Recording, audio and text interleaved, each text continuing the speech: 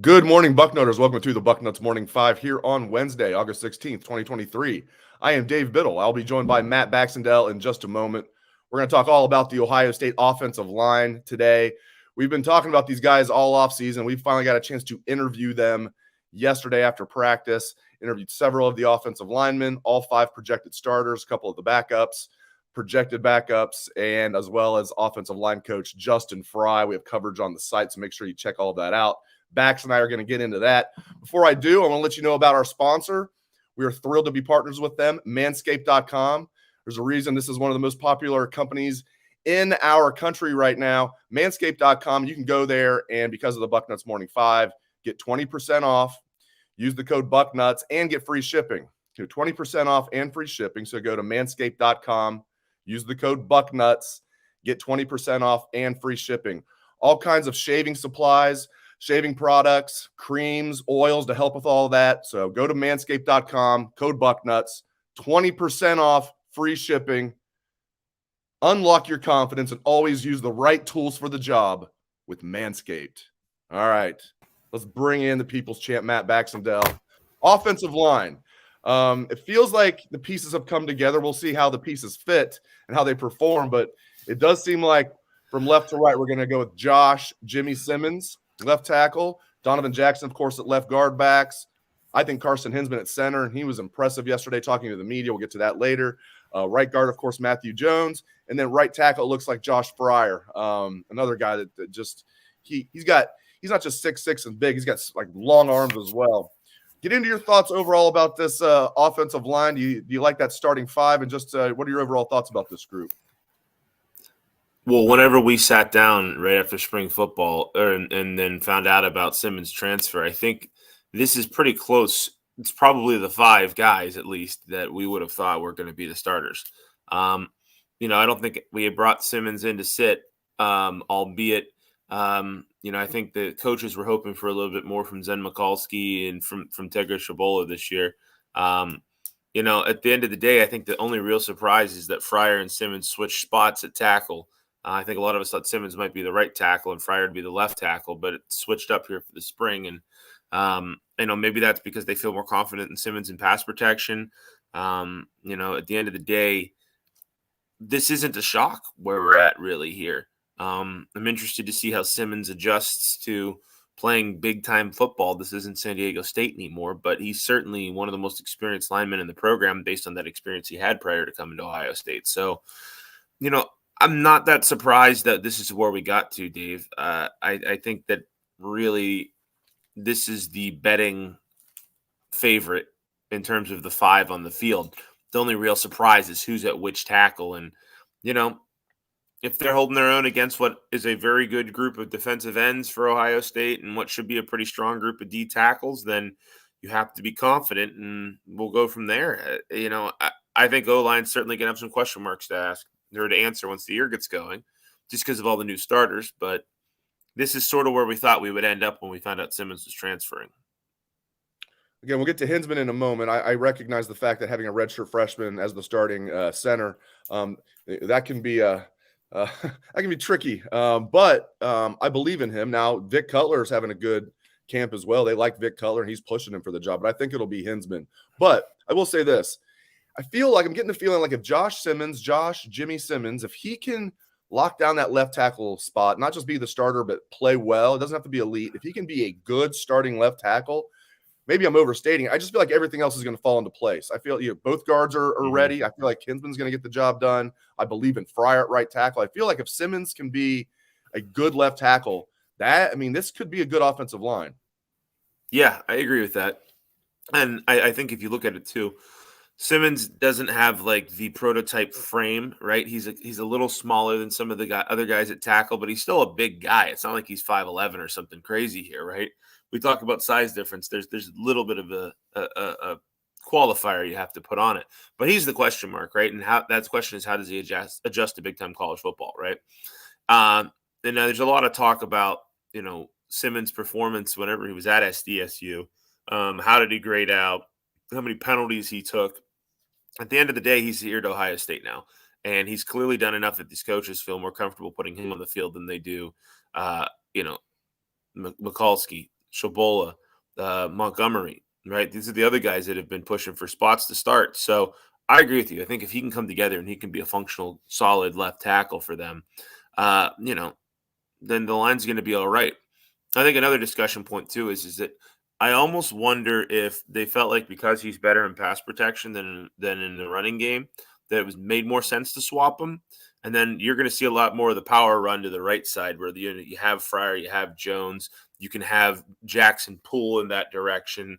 So that may be a strategic thought. And I'm curious to see if Ohio State runs the ball more in a certain direction this season. And that's going to largely depend on whether Simmons is able to, block in the running game with some vigor in his step, if you will, because I think everybody's a little more confident in his pass protection than they are in his ability to really drive the guy in front of him backwards in a running play. I was impressed with Simmons' interview. I'm always curious how these guys are going to handle themselves in front of the media, especially really for the first time. We didn't get a chance to interview Carson Hinsman last year. He was a true freshman that wasn't playing, so they don't make those guys available to the media. No. So I was impressed with Simmons. Now, I wasn't over there when Simmons was being interviewed. I was interviewing Hinsman and other guys. So I went back and watched. I was impressed with Simmons. I was really impressed with Hinsman. I sat there for the entire 10 minutes of Carson Hinsman. Seems like a grown man at the age of 19, and that's what you have to be as the quarterback of the offensive line.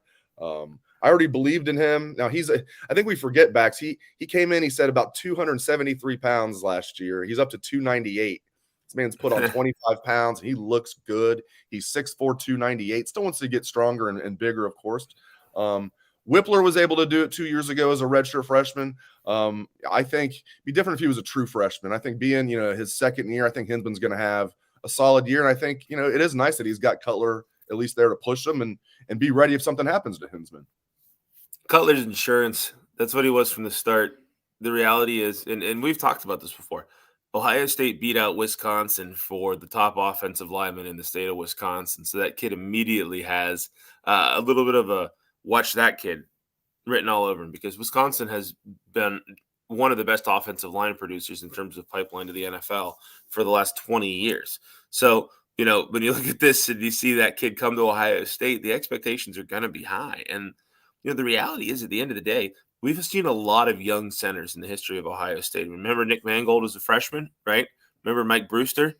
I mean, there's been a lot of examples of guys that get it early and are just naturally inclined to the position. And I think this is another good example of a guy who's inclined to that position.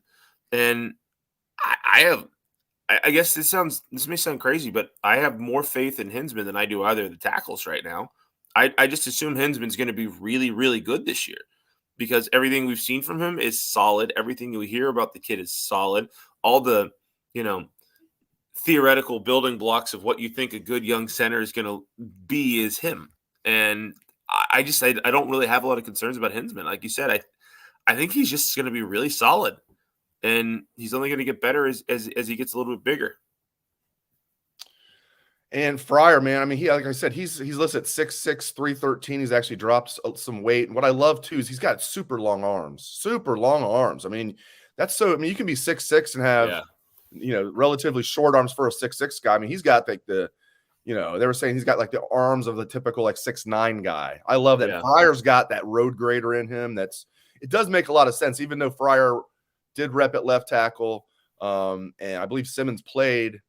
Fryer repped at left tackle in the spring, and I believe Simmons played right tackle at San Diego State.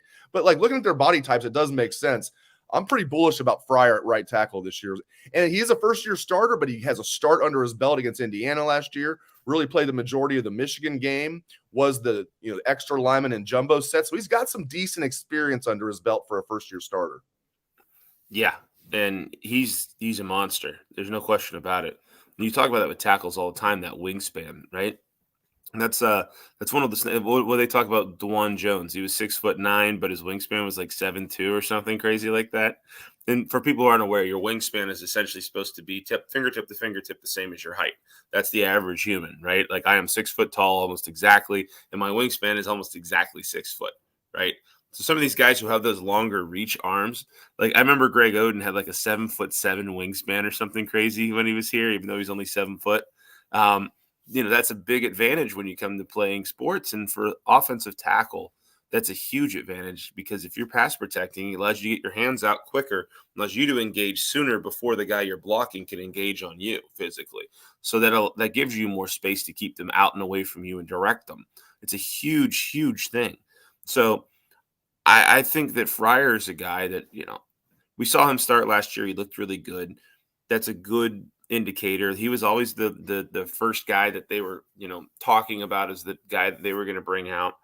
Fryer, I have a lot of faith in too. When I say I have the most faith in Hinsman of the new 3 starters, Fryer is definitely one that is right up there with him, though. I think it's just because I'm so confident in Hinsman, not because I don't have faith in Fryer. I think he's going to be solid. I could easily see him being the point of it on a lot of really strong running plays this year.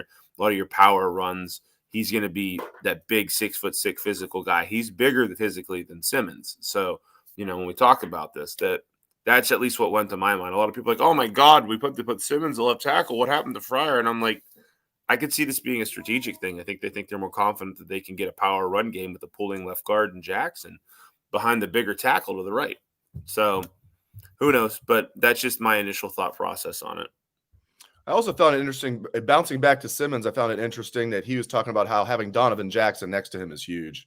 And it is. I mean, Donovan Jackson is the best offensive lineman on this team.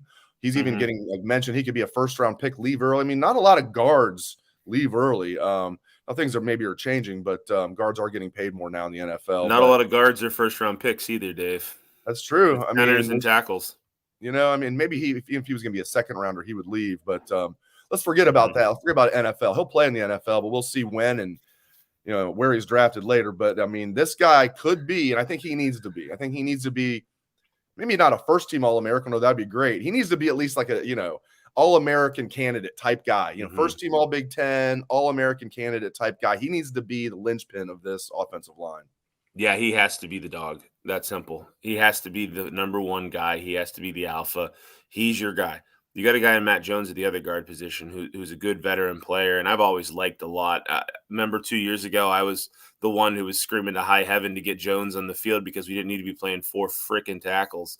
But at the end of the day, Donovan Jackson came in as a 5-star, immediately looked like a 5-star, and has played like a 5-star. So, this is a guy who I think you have to be really confident in.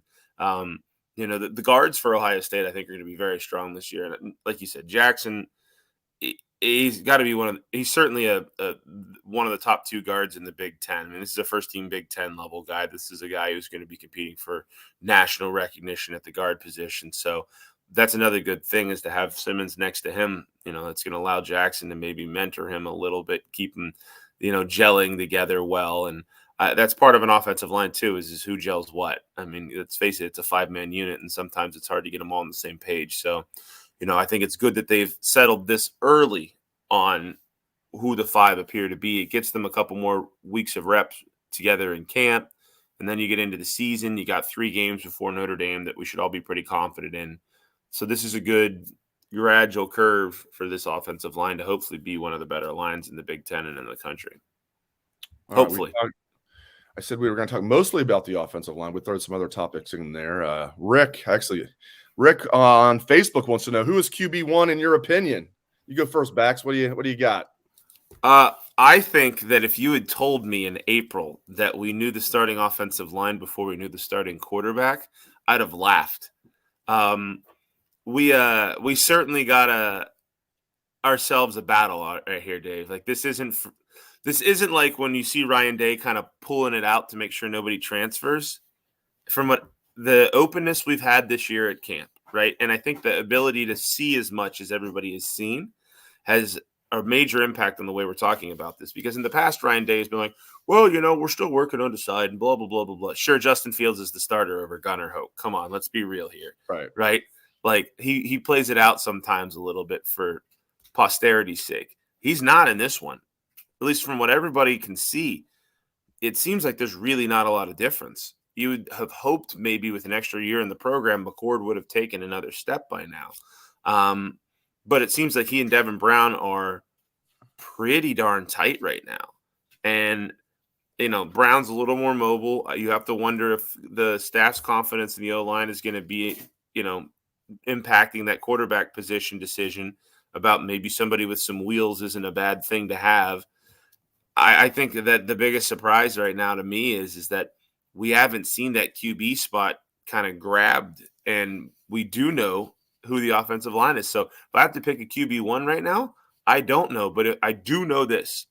If it's even, if it's one you're not sure on, then the younger and more mobile guy probably has to get the opportunity, right? It makes sense, right? Yeah, go ahead. Yep. That's your logic on it, right? Is that I have an older guy who's had more time in the program who hasn't taken a step ahead of you. On the flip side, you got a younger guy who's right there with him and who is more mobile. So you have hopefully an extra year of runway with him. And by the way, if you're not sure about this O-line at all, and somebody gets, past Simmons because it's, let's say we're playing Notre Dame and somebody gets around Simmons, McCord is not as mobile as Brown. That's one of the differentiators, right? Well, Brown might be the one who can step up, escape, and get away, right? And that's got to be a factor at some point if it's this tight of a battle. And I didn't think it would be, right? I've been joking for months that I'm rooting for Devin Brown because of the hilarity of a guy at 33 starting a quarterback, But at the end of the day, that Laurinaitis Sawyer number, it's a real thing. He could start. And so I don't know right now. I still think that if they're not sure, they're going to give it to McCord, just let him see how he does against Indiana.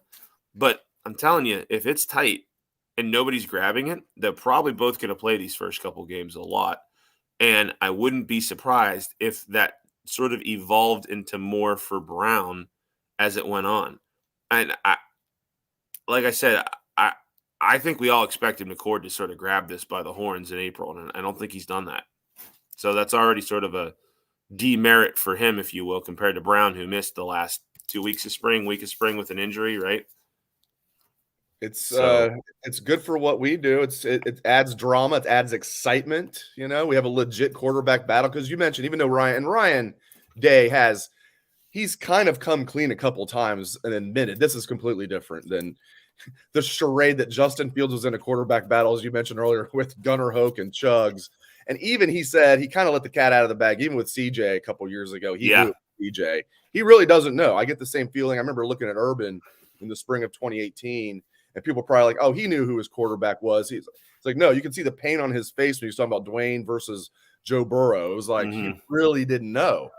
And for those that forget, like Urban never told Joe Burrow Dwayne won the job. He just told Joe, I can't promise you're going to be the guy. And Joe's like, I've got to go somewhere where I'm going to be the guy. And we know how that story worked out. So we finally have, for the first time, really since then, a legit quarterback battle. And it is interesting. I'm going to stick with my guns and say Kyle's going to trot out there with the starter 17 days from now. But, dude, I wouldn't bet a lot on it. I wouldn't bet anything on it. I think it is very close. And you make a great point. I feel the same way. If it really is that close, go with the younger guy, go with the more mobile guy, if it's that close. Even if McCord starts, Dave, I would throw this out there. I could see McCord getting some reps and seeing how it goes, and I'm assuming having some success against Indiana, and then Devin Brown getting on the field. Like, I could see them putting Brown in the first half against Indiana. Like, McCord goes out and has a field goal and a touchdown or whatever. All right, let's give Devin Brown a series now. Depending how the game goes. If it's one of those ones where it's like Indiana is not going to put up a fight with this. I can see Devin Brown playing a lot. I really could. I was just going to get to this, Robert, on Facebook. Facebook coming strong today. The show does well on Facebook, but it seems like the majority of comments usually during the live show come from YouTube. Facebook's coming strong today. I mean, we got plenty of YouTubers in here too, but Robert's asking a question that I know is on the mind of a lot of Buckeye fans, and there's been other people that have alluded to this in the comments and questions on the live show. But we're going to use Robert's here. He says, if the quarterback race is so close, could they consider playing both? Bax just answered it. Now, I did ask Ryan Day that very question on Monday. I said, if it really is that close between Devin and Kyle, is there a chance you could play both? And his answer was, I guess there's a chance. And people kind of took that and ran with it and are like, oh, no, dreaded two quarterback system. I'm telling you, just the way he answered it, his tone, and just, he gave me like a pretty long answer, guys, my vibe is he wants nothing to do with the 2-quarterback system. Now, what Bax described is not a 2-quarterback system. What that would be is Kyle starts the game, but they make sure Devin gets reps at some point. Or if Kyle's not playing well, that's a completely different story. But I don't think they're going to go 2-quarterback system where this guy plays, like Justin Zwick and Troy Smith in the 05 Texas game, for example, or dare I bring up Joe Germain and Stanley Jackson, or John Cooper. JT Barrett and Cardale Jones. Yeah, I mean, and John Cooper was the only one other than, I guess, Stanley Jackson and his family that didn't know Joe Germain was clearly the best quarterback, but I digress. Guys, I do not think we're going to see a 2-quarterback system, but first 3 games, could both guys get a chance to play when the game is on the line? Yes. I don't think that's a contradiction. That, to me, that's not the same thing as a 2-quarterback system. But then by Notre Dame, you need to have your guy. You need to have your guy. And that's just it. If you look at the schedule, it sort of sets up to let both guys play a little bit early and kind of get a barometer of how they do in a live game, right? That's one of the biggest things I think when you talk about these first couple games is Ohio State's a monster favorite in each of these 3 games. So it's an opportunity to go out there and say, hey, let's look how Devin Brown looks with the ones, right? Versus how does Kyle McCord look at the ones, right? And at the same time, it allows you to say, hey, somebody force it. I mean, are you forcing the ball to Marv if you're McCord because you were buddies in high school and you're not coming off your first look? I don't know. We're going to see. Does Brown tuck and run too quick? That's certainly a concern, right? If you're a guy who's a big running guy, you don't make your first read and go. You want to make a couple reads and still sit in the pocket. You have to balance it, right? So it's going to be a really interesting thing to watch play out here. But I think, and here's the thing, next week you could easily have Ryan Day walk out and go, we're naming Kyle McCord the starter, because Ryan Day, like you said, he wants nothing to do with not knowing who his guy is. I think he expected to come into camp here, and I think a little bit of this is directly related to the fact that I think he's disappointed that McCord hasn't taken the job, because I think that's what Ryan Day expected to have happen. Remember, this is the guy he handpicked. He was the number 1 QB on Ryan Day's board a couple years ago. They took him over J.J. McCarthy over at Michigan. This was a guy that Day handpicked thinking he would be his guy, and this was supposed to be the time where he walked in as his guy. Maybe that's going to still happen, right? But it's not a shoo-in like some of these obvious ones have been in the past, where you're like, no, that's the guy. No, that's the guy. All right, last one. We'll finish with a YouTube question because Facebook's just been dominating the questions. A last one on the show here from Michael on YouTube. Starts off with the Go Bucks. He said, thoughts on quarterback recruit Ryan Montgomery, not including the Bucks in the top 5. Well, I almost said I got 2 words for you. I've got 3 words for you. Tavian St. Clair. That's why. They are in the same class. They're both Ohio quarterbacks. Ohio State picked the guy they wanted. Hopefully there's no hard feelings, because they like Luke Montgomery at offensive tackle, who's going to be on the 2 deep right away as a true freshman, which is a cool story in camp. So that's why they've got Tavian St. Clair, the kid from Bell Fountain, who's in the exact same class. They just picked St. Clair over Montgomery, and Montgomery doesn't want to be the second fiddle. He wants to go somewhere where he's the guy in his class. It makes sense. Yeah, and it's that simple. And if you look through his final 5 it's 3 SEC schools, Penn State and Michigan. So is this going to set up to be one of those rare situations where you have brothers on the opposite side of the Michigan game? I'm very curious to see what happens with that. If I had to guess, I think he's going to Penn State, but we will have to see, and it's going to be interesting there. But we're also at the point in the time of the season where, unless this is D lineman in recruiting for 2024, I'm getting ready for the regular season, right? Let me know if we can get Lightfoot flipped. There's some of the other things that we're worried about on defense here, right? Get back to me when Edric Houston commits, hopefully to Ohio State. But at the same time, I'm in full camp mode at this point, right? The coaches, they can worry about the recruiting side of things, right? But they made their choice at quarterback. St. Clair is a borderline 5-star guy. He's a top 3 quarterback in the country. Sometimes you happen to have 2 really good ones, and you can only take one. That simple. That's exactly right. Great stuff as always from the People's Champ, Matt Baxendell. You can catch his column every Sunday on Bucknuts. It is the bucket. It's must-read material. Thank you to Bax. Programming note, we were going to interview the tight ends. And I really like this tight end group. I mean, Joe Royer's banged up right now, but Cade Stover is going to be just an absolute animal this year. It's just his second full year playing tight end. I think we have to remember that. I think the one thing he needs to do is just be more those tougher catches, just be a little bit more sure-handed. And, we know blocking, he's tough and big enough to do it, but now I think he'll be more of a precision blocker. I think he's going to have a fantastic year. And I love the news that G. Scott Jr. is coming on strong. And Jelani Thurman, the young man-child. So we're going to talk to the tight ends after practice today, as well as tight ends coach Keenan Bailey. So keep it locked to Bucknuts for coverage of that. Thanks to Bax. Thanks to all of you. Really appreciate you guys joining us for the show. Hope everyone has a great rest of your day.